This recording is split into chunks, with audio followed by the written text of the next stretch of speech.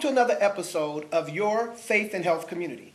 I'm your host, Pastor Jackie Jackson, and as always, on behalf of myself and our producer, Anita Alexander, we want to thank you very much for taking time out of your day to spend with us.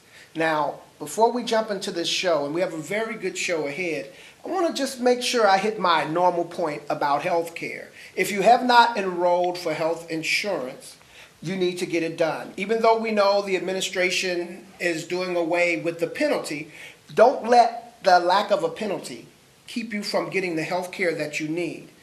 If you don't want to do it for yourself, do it for your family. Since I've said a number of times, one emergency room visit and definitely a hospital stay could send you into bankruptcy. And it may sound crazy, you may think that's ridiculous, but depending on your financial situation, it could really hurt you. Now, remember, open enrollment has ended for this year, for this open enrollment period. It'll start again in November. So you will have maybe 45 days, maybe 60, we don't know yet. But if you didn't make open enrollment this past open enrollment period, and you've recently lost your job, started a new job, had a baby, you've gotten married, you recently moved into the state of Ohio, or you recently have been released from a correctional institution, that will make you eligible for what's called a life-changing event, and you can still enroll in health care. Now, if you're single and your income is below $16,243 a year, that makes you eligible for Medicaid. And if you're a family of four and your income is $44,500, I believe, and $58 or below, that would make your family of four eligible for Medicaid. So my point is, there's no reason for anyone to go without health care. Now, the last thing I want to speak to is the invincibles. 18 through 34, you figure, I'm not going to get sick, I'm not going to get hurt, I don't need health care. Well, if you play basketball or whatever else you're doing, just imagine you're out on the court, you go up for a layup, you come down wrong, and you break your ankle. When you go to the hospital, that's going to hit your pocket. So come on, let's get enrolled. Let's make sure everyone in our community has health care. We stay healthy, keep our faith going, right? So let me jump into this now. I want to welcome our two guests. First I'm going to introduce Helen Robinson, who is the president of Cincinnati Realtors Association. She's a licensed real estate agent with Key Realties. And we want to introduce David Beard, that's with DGB Property and Real Property Appraisal. I see here saying number one LLC. So I want to welcome you both to the show. Thank you. How are you guys doing today? Fantastic. Pretty good, thank you. All right. Well, I'm going to do this. I'm just going to jump right into the first question and get going. And what is the National Association of Real Estate Brokers? Because I'm assuming you both are brokers. I'm a broker. You're a broker. And the National Association of Real Estate Brokers is the nation's largest minority trade association, largest and oldest. And it represents individuals in the real estate industry and all facets of real estate. Okay, so then, Helen, you're a real estate agent. I'm an agent, and I'm the president of the local chapter of NARAB, and our name is the Cincinnati Realtors Association.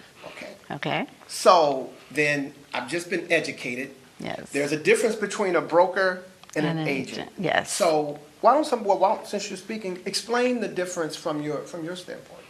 Well, according to state licensing law, you're either an agent or you're a broker.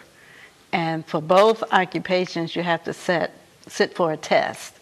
I have not pursued the broker's license, so I have to work under a broker. My license is held by a broker. Okay. A broker can recruit agents to come and work through his company. So that's the difference. Okay. And so you're the broker, and so you have agents working under you? I have at one point in time in the past. Presently, I work alone. And again, I'm a real estate broker and a real estate licensed appraiser, both. Okay. Right. So let me ask this question. Can I purchase a house from both? You can. Can. Okay. The difference another difference between an agent and a broker is an agent has to split the commission that they make with their broker. However, if you're a broker like myself, you don't have to split or share your commission with anyone. Oh, okay. So if I thought about going into real estate, then I should go for the broker. It all depends on your choice. A broker has more responsibility than an agent has. A broker has more fees associated with being a broker as opposed to being an agent. It depends on, again, whether or not you prefer to operate as a sole entrepreneur without management above you, or you want to be an agent and have the support of a management team, i.e. a broker and office manager, etc. Okay. So whom much is given, much is required. That is correct. That's correct. Okay. So in terms of being an agent, what is that like? What is it like to say? I mean, I know people, obviously, Anita, and I know some other real estate agents, but what is that like? What's that world like? Excuse me. Well, as an agent, you are an independent contractor. We do set our own hours, and of course, everybody is looking for that client who either wants to buy or sell real estate. And pretty much that's how we do. We market ourselves, we market our listings, and we get the job done. Okay. So if you're looking for a house, you can call a home, commercial property as well, I would assume?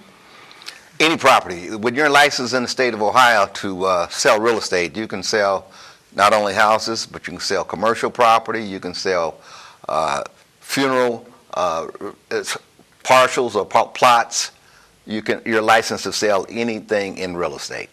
Okay, that one I did not know. I did not know that through real estate you could purchase a plot. That's correct. You can. Okay, well, I got a little bit of education there. I want to go to the next question. Okay. This is the 50th anniversary of fair housing, and has the real estate industry changed any from 50 years ago? And without getting too deep, we know that there are some situations going on within our country right now around fair housing. Right. Yeah, it was back in 1968 that the Fair Housing Act was signed, and that kind of guarantees fair and equal housing to anybody who's willing and able to buy. As you said, there are still some issues around fair housing. You know, it's true, it's unfortunate, but it's true. And we do have to look out for redlining or steering. Those words, they're not spoken freely these days, but, you know, so it may redlining is still a factor. It can be, yes. Would you say in this city, in our city, redlining still being an issue? I would say not nearly as much as it was 30 years ago, 40 years ago. The primary determining factor today that determines whether or not a person can buy a piece of property in a given area not is if they have the resources and the credit.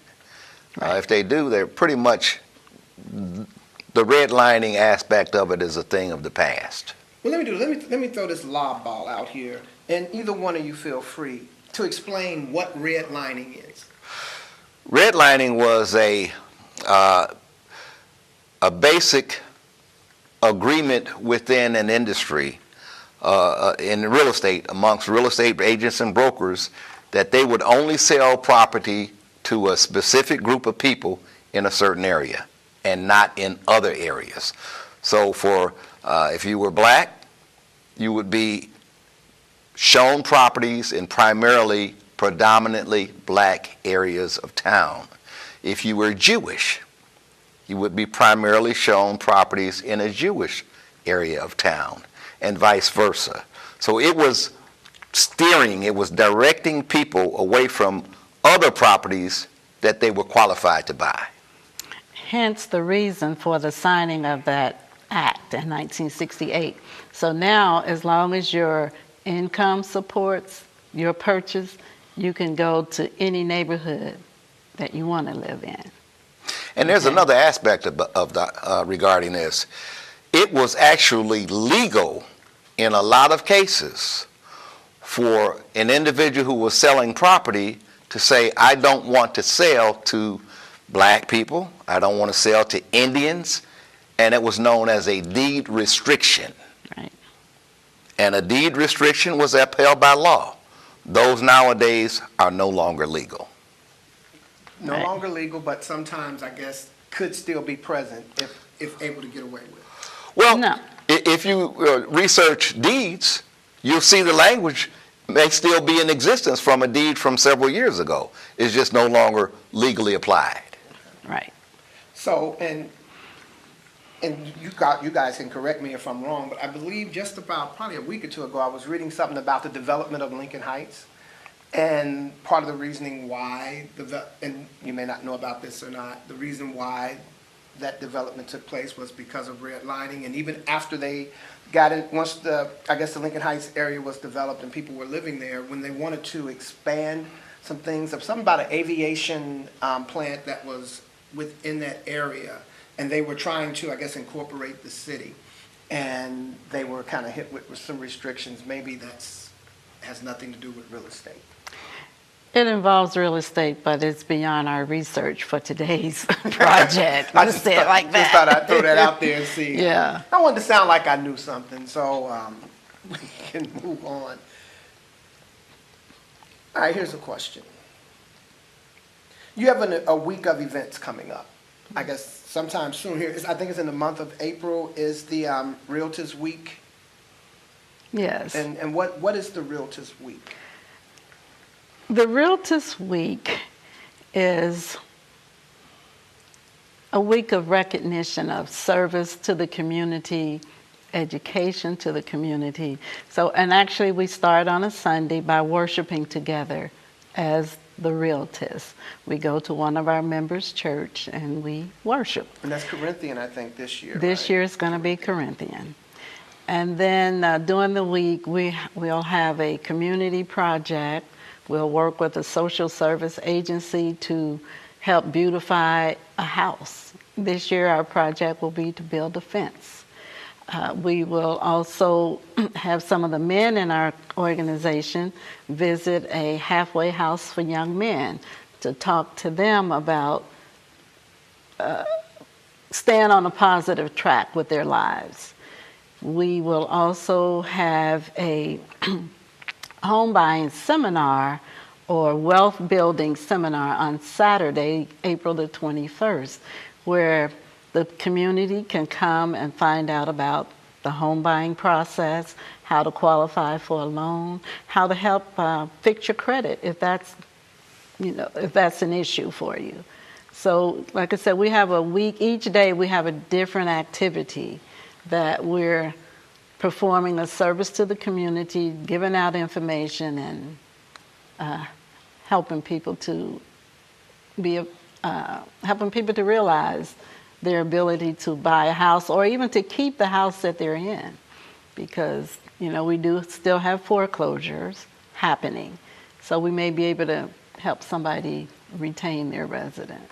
Are these events open to the public for free, or are there admissions? Or all of the events are free to the public, and we've done some advertising.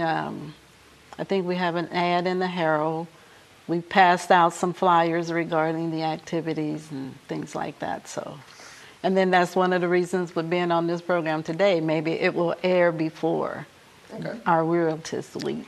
Another point on Realtors Week we need to be aware of, this is a national organization.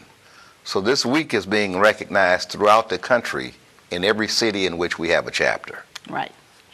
Okay, all right. So this isn't just a local event. No, it's a And national. they're all happening At the same time. Yes. Simultaneously. Mm-hmm. Okay, yeah, that is important to know. So if you're watching and you have family in D.C. or you have family in Atlanta, Chicago, and maybe they know about it, maybe they don't, give them a call. Say, hey, listen, there's something coming up, and especially if you know someone, a young family or a single person that's getting ready to maybe purchase their first home, looking to buy their second home, or as Miss Johnson said, Miss Robinson said that even if you're already in your house, there's some information that would be helpful for you.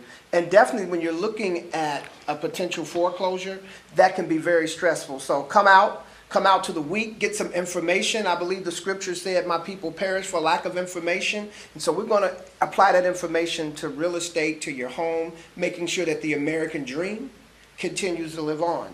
I want to go to this question, and again, either one can answer. What advice do you have for potential home buyers? I would give just a few points of advice. And the first one is you need to truly be committed that this is something that you want to do, because there are a lot of things that come along with owning a house that you don't have to deal with as a renter. You're going to have to maintain that property. You're going to have to cut the grass. You're going to have utility bills that you might not have to pay where you're living at currently. So you need to get your finances in order. You want to get your debt as low as possible and build your savings up as high as you possibly can. Right. And above all else, pay your bills on time, because your credit will be checked several times throughout the process. Right. Anything right. And sometimes people think, oh, I want to buy my dream home. But your dream home is based on your current financial standing. So nobody will be able to buy a house 2 or 3 levels above their means. So that's the other thing to keep in mind. And then a good realtist will not take you into a house that you have not been pre-approved for. Okay. So basically, it's good to get someone who knows the business, who knows what they're doing, who knows the process to work with. You know, I drive around and I see homes sometimes, or signs for sale by the owner or something along those lines. And I've wondered, like, okay, so is it better to maybe call up the owner and try to work out something? Then I go in blind because I don't know real estate. I don't know the business, you know, and it's nothing to say that they know the business either. You know, they're selling their home. Maybe they do. Maybe they've done a little research. Mm-hmm. But even if I sit down and read a book, it's not as well as someone who spent years, amount of time seeing all the different contingencies that can happen. So what would be your advice for someone that says, you know, I'm just going to try to buy this home from the guy down the street. He seems like a nice guy. Well, that can be a mistake on so many different levels. It's hard to even list them all. First of all, that seller is motivated to unload the house for whatever reason. And there may be problems with that house that you're not aware of, that you can't visibly see. As a professional in the business, we are required to have disclosures revealed to potential buyers. And that seller, in working with us, is required to disclose, let's, for example, do you have leaks in your house? Do you have radon gas in your house?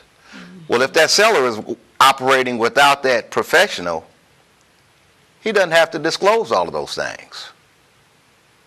So unless you have a realtor or a broker, then if I'm selling my house, I'm under no obligation by law to disclose any issues, any problems within that structure? A prudent person would operate honestly, because the buyer may have cause to come back to you. So if you deliberately withhold some information, you know, you may end up in a lawsuit, and most people don't want to do that because that can be financially draining to most people. So what I would suggest to anybody looking to buy a house is that you call a realtist and work with the realtist to get the house. So most realtors also have been in the business and been through a number of houses, mm-hmm. and can recognize things that a new buyer might not necessarily recognize as being a potential problem. Right. And for that reason, we're not going to act as a whole house inspector, but we would certainly recommend that you get one Right. so that you're aware of the condition of the property, what may or might not be a potential problem. Right. Okay. That seller might not do that, that homeowner. Right. Okay.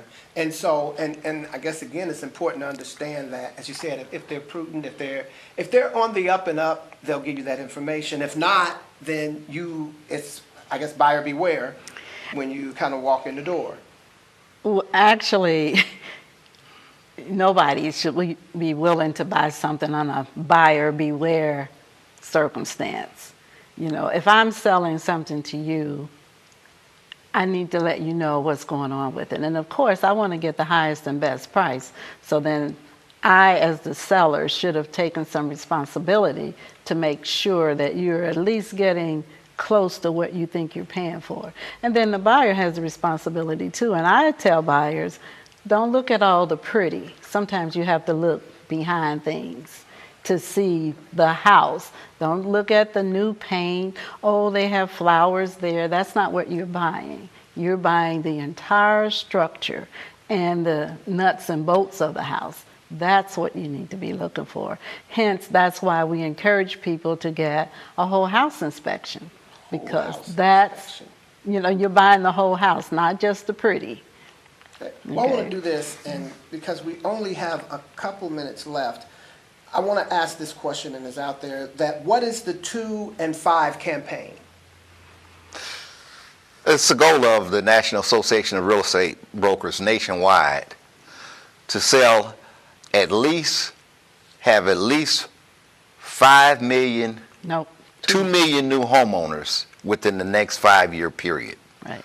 So throughout the country, this is a goal that we've established, and each local board will be reporting their results into our national, so we can keep a tally as to how we're progressing. Right. Okay, so 2 million new homeowners in 5 years. In 5 years. Yeah. So listen. Let me further clarify that. That's 2 million minority homeowners in 5 years. Because for most people, the home is the largest expense that they have, and that's your legacy. And we're creating wealth through home ownership by doing that. Okay, so to create 2 million minority homeowners in the next 5 years. Listen, if you're watching and you have not bought your home yet, let's try to get you in that 2 million. In fact, see if we can make it 3 million minority homeowners in the next 5 years. I'm not changing what their setup is. I'm just speaking faith to say, let's make it 3 million. They have a goal of 2, let's make it 3 million. Let's just blow it out the box. Listen, I want to thank you for taking time. But in closing, I want to say, you got some very good information here. Some information that's important for your buying power. That's information that's important for making sure that you get the best bang for your buck. Get with a realtor, get with a broker, get with someone that knows. You would never go to the grocery store if you need a gallbladder operation. And I don't think you go to the hospital if you need a loaf of bread. So if you're looking to buy a home, if you're looking to buy commercial, if you're looking to buy a graveyard plot, Call a realtist. Call a realtist. Get in touch with the professionals that can help. Listen, we want to thank you again for taking time out. We want to thank David Beard, and we want to thank Helen Robinson for taking time to spend with us and giving us information. And as I always want to tell you, stay faithful, stay healthy. God bless you. Thank you. Thank you.